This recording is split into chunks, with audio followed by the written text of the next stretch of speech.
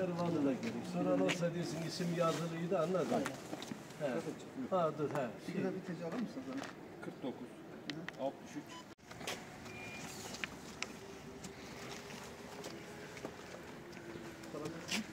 Hadi bebeği.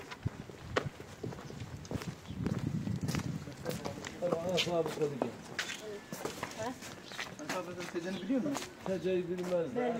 Ne telefonu var ne tecrübe. Aynen. Şöyle bir imza sana zahmet Allah. Ha şuraya. Kazmasana iyi seni. Ha şu Ha şuraya. Ha buraya. Ha oraya. Al sonra. Tamam oğlum. Allah yardımcı etsin. Allah razı olsun.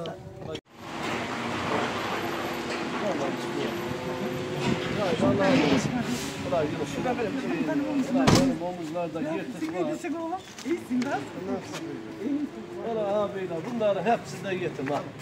Allah verin tadını. Allah razı olsun. Haydi Allah'a emanet.